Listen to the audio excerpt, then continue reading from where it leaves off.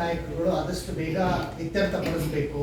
ಸಿದ್ದರಾಮಯ್ಯನವರು, D K Shivakumar ಅವರು ಯಾರು ಅನ್ನೋದು ಕ್ಲಿಯರ್ ಮಾಡಿ.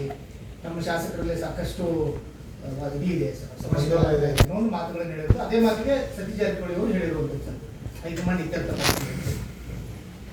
ಇವತ್ತು ರಾಜಕೀಯ ಬೇಡ ದೆಹಲಿಗೆ ಹೋಗ್ತಾ ಇದ್ದೀವಿ ಶಾಸಕರನ್ನ ವಿದೇಶ ಕಳಿಸ್ತಾರೆ. ಹಾಗೆ ಕೆಲವು ಗೋವಾಕ್ಕೆ ಹೋಗ್ತಾರೆ, ವಿದೇಶಕ್ಕೆ ಹೋಗ್ತಾರೆ ಅಂತ ಹೇಳ್ತಾರೆ ಸರ್. ಅದಕ್ಕೆ ನನಗೆ ಗೊತ್ತಿಲ್ಲಪ್ಪ, ನಾನು ಯಾರಿಗೂ ಯಾವುದಕ್ಕೂ ಭಾಗಿಯಾಗಿಲ್ಲ. ನನಗೂ ನನ್ನ ಜೊತೆ ಯಾರು ಚರ್ಚೆ ಮಾಡಿಲ್ಲ. ಹೇಳಿ, ನಾಳೆ ಮಂಗಳೂರು ಹೋಗ್ತೀನಿ, ನಾಳಿದ್ದು ರಾಯಚೂರು, ಆಮೇಲೆ ಗದಗಲ್ಲ, ಧಾರವಾಡ, ಬೆಳ್ಳೆಹಳ್ಳ,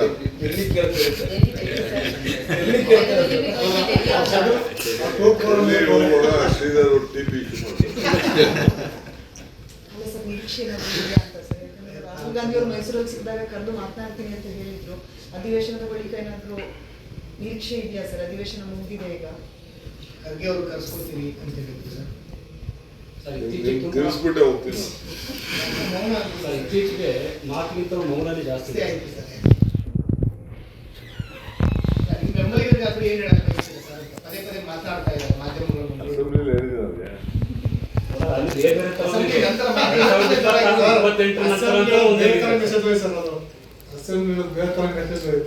ಅಲ್ಲಿ ವ್ಯಾಖ್ಯಾನಗಳು ಬೇರೆ ಬೇರೆ ತರನು ಆಗ್ತದೆ. 2028 ನಂಗೆ ಏನಾಗುತ್ತೆ ನೋಡೋಣ ಅಂತ ಅದು ಹೇಳ್ಬಿಟ್ಟಿದ್ದಾರೆ. ನಾವು ವಾಲಿಬಾಲ್ ತುಂಬಾ ಚೆನ್ನಾಗಿ ಆಡ್ತೀವಿ.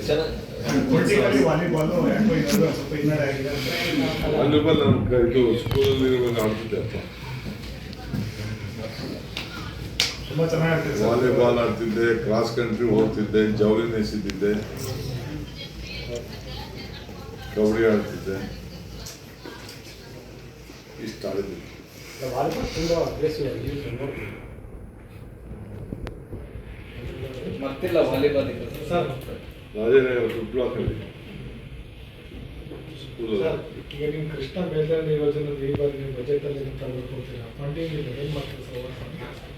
ಕೃಷ್ಣ ಪರಿಹಾರ ಕ್ಯಾಬಿನೆಟ್ ತೀರ್ಮಾನ ಆಗಿದೆಯಲ್ಲ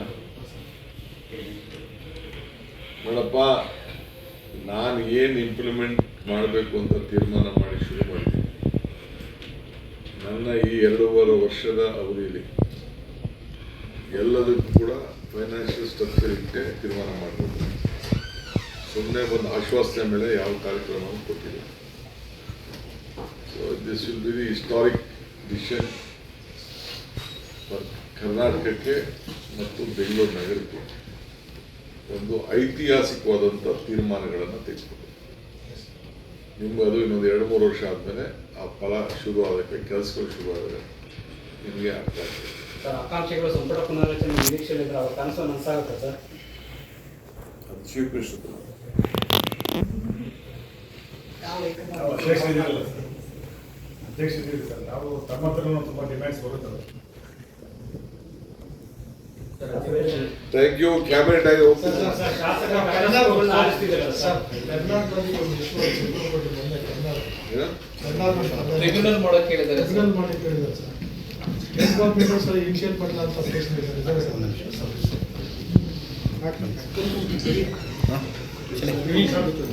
ಮೀಡಿಯಾದಲ್ಲಿ ತುಂಬಾ ಎನ್ಫೋರ್ಸ್ಮೆಂಟ್ ಎಲ್ಲ ಶುರು ಮಾಡ್ತಿದ್ದಾರೆ ಸರ್. ಅದೆಲ್ಲ ಒಂದು ಆಡಿಟ್ ಏನಾದ್ರು ಆಗಿದೆ ಥ್ಯಾಂಕ್ ಯು.